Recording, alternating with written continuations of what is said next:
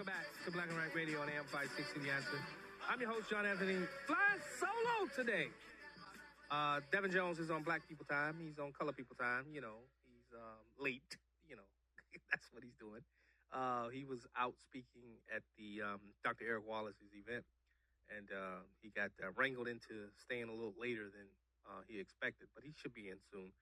But, you know, when I'm part of this group that of these PR and publishing companies, they send me people to interview who've released books. And have you guys taken notice on almost every major streaming platform like Netflix, things, Apple? There's a push for this dystopian, end of the world feel for movies. I mean, you think about Leave the World Behind, that Michelle and Barack Obama produced. You think about the series like Silo, Sea, Dark Matter. They're all. I say to myself, what are they conditioning us for? Is there going to be? Is the government conditioning us? And like I said, I'm not a conspiracy theorist, but we know the CIA. What was it? Ultra. What was that thing that the CIA, they was using movies, they were testing people and things of that nature. That's actually happened. And I came across a book, and it's fiction. It's fiction. But I said to myself, I don't think it's fiction anymore, because it talks about, the name of the book is called Fear Protocol. It's written by a great author, Brad Newbold. He has 6 kids. I mean, I have 6 kids as well. And as I was reading through it and seeing, I'm like, it discusses AI and its relevance in our daily lives and what's to come as it relates to AI. So I definitely wanted to have Brad on the show. Brad Newbold, author of the book, The Fear Protocol, and he wrote this book back in 2022. Welcome to Black and White.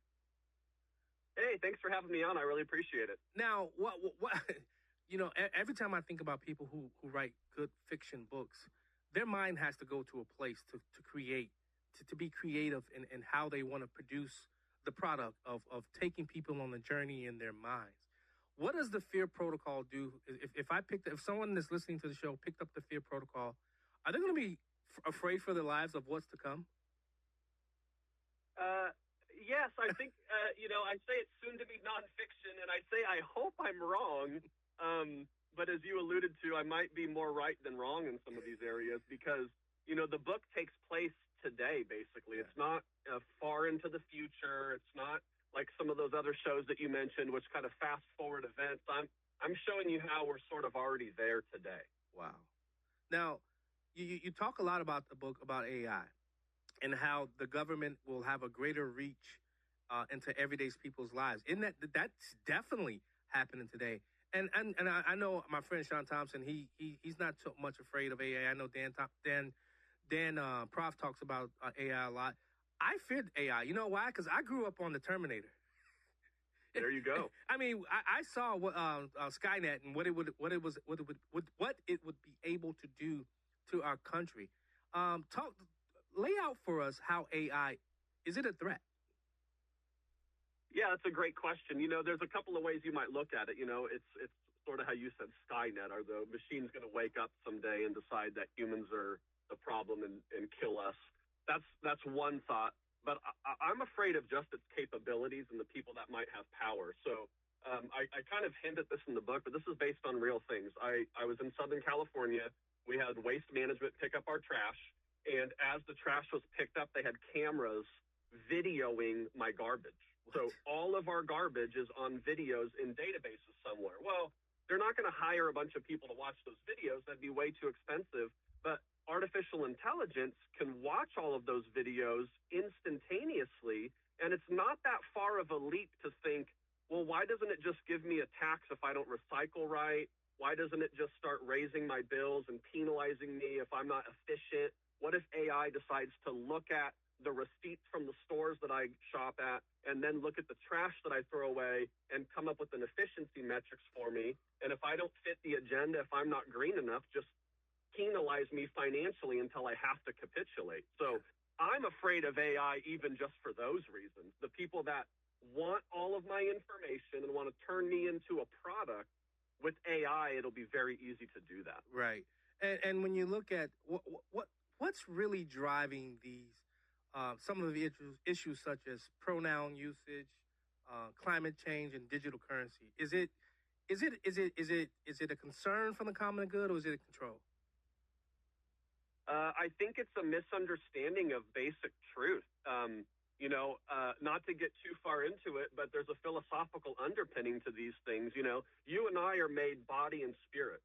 That's what makes us unique. Congratulations on getting into your size 38s, by the way. Yeah, but you are a unique individual with your personality, your soul, your spirit, and your body. DNA? But the modern mind, what's that? I said DNA, fingerprints. I'm uniquely different. That's right. Brad, we got to go to commercial. I'm sorry, I didn't even look at the time. Can I hold you over for the next segment? Sure, no problem. All right, we're talking to Brad Newbold. He's the author of the book, The Fear Protocol. You're listening to Black and Right. We'll be right back. Back to Black and Right with John Anthony on AM 560, The Answer. Welcome back to Black and Right Radio on AM 560, The Answer. I am your host, John Anthony, flying solo. Devin is late. Devin, I know you're listening. Devin is late, but that's okay. Before the break, we were talking to Brad Newbold. He's the author of The Fear Protocol. Brad, I wanted to let you finish your statement. And I want to play an audio, and I want to discuss, because Facebook flagged this video on my timeline, and they basically said it violated their community violations. I want to get your take about, do you believe because Facebook's now using AI. So I want to get your take, but I'm going to let you finish your statement, and then we'll go to the ad. Yeah, sounds great. Yeah, so you were kind of asking why do people think that words are violence? What's generating all of the drama around pronouns? It's because we've decided that our inner self and our feelings are all that matter. We no longer care about our physical bodies.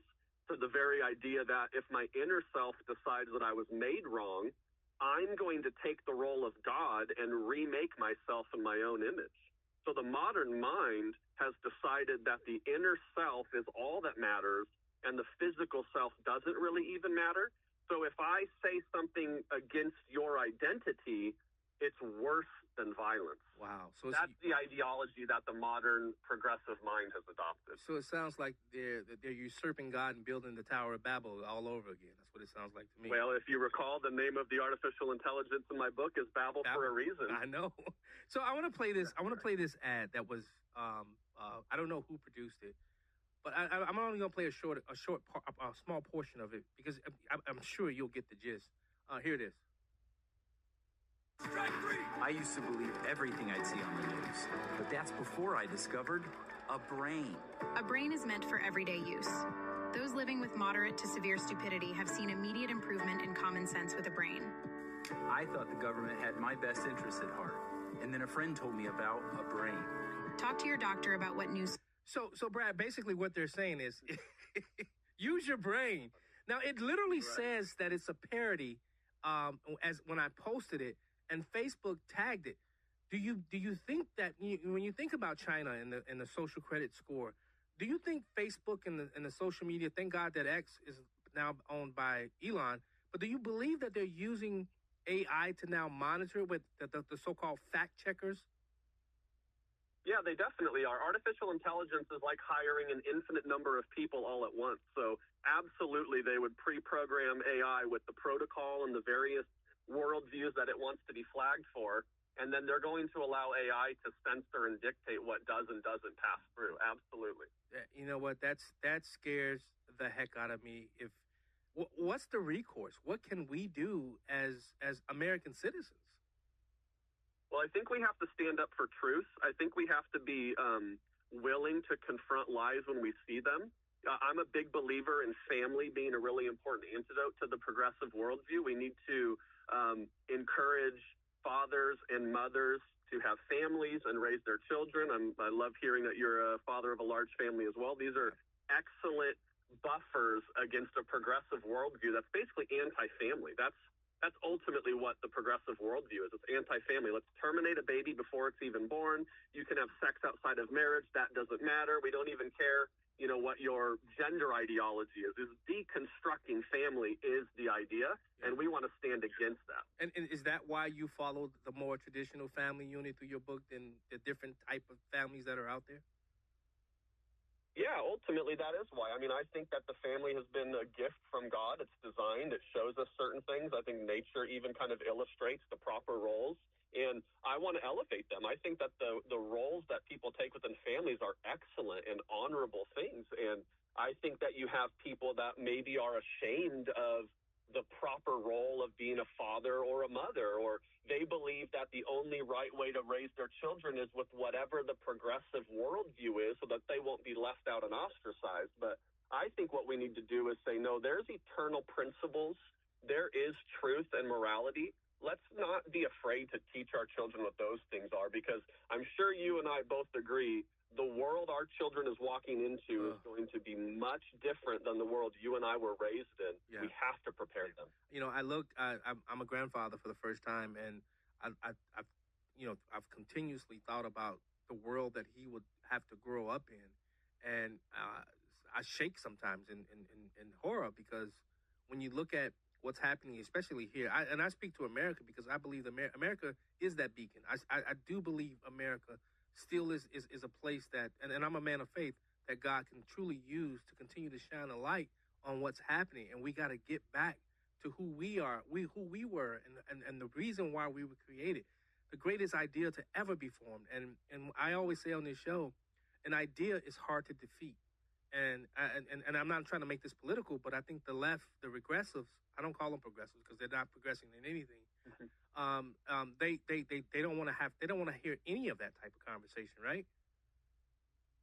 That's right. And I think it's a reasonable statement. The way forward is backwards. Yeah. The way forward is to remember who we are, remember the things that we stand for, and be willing to do those things and willing to have a voice and speak out. The book that I wrote my book with a little bit of exaggeration. I barely exaggerated, and look what might happen. So I think it's up to us to really stand against these kind of things. Yeah. You got any new projects coming up? Yeah, there's a couple of sequels in the works. So The Fear Protocol is the first of a trilogy, and outside of that, I'm living the dream here in Tennessee, homesteading with the family. So there's always something new on the horizon for us.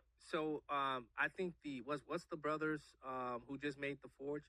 Is there going to be a Fear Protocol movie that's in the? I love a role being a radio interviewer, interviewing anybody on the radio. If the Fear Protocol becomes a movie, is there in the works as well? I absolutely got a role in mind for you. So I think we need your listeners to help us out. I do believe that the book is ready to be adapted. I have a couple of irons in the fire there, but I just need to get in front of the right people. But the book was written with the intention of being a mini series or a movie, fast-paced, gripping, terrifying, but maybe with just a little glimmer of hope by the end. Oh, sounds like hey, my friend Mike Alfaro, and we need to hook you up with Dan Gordon. I know you know Dan Gordon, the producer extraordinaire. He's a Israeli, and he's done a lot of movies. It sounds like we got to make some connections there to make. Yes, I think we need to do that for sure. I got one more question for you. What would you say is the most important takeaway from your book? I think the most important takeaway from my book is that family matters. And I'm not trying to quote the sitcom that I grew up on, but family actually matters. Family is a gift from God. The family unit looks out for each other. And when you have a strong family unit, that's the start of a strong community. A community is made up of not just individuals, but families. And so I would love to see our world and our society honor the family, not see it as a burden. Where can people go out and get the book? You can get the book from the publisher directly at faithfultext.com, Amazon. You can get hard copy, Audible, or Kindle, and anywhere books are sold. Brad Newbold, author of the book, The Fear Protocol. Thank you so much for joining us on Black and Right. Thank you so much for having me. Have a good one. You're listening to Black and Right. We'll be right back.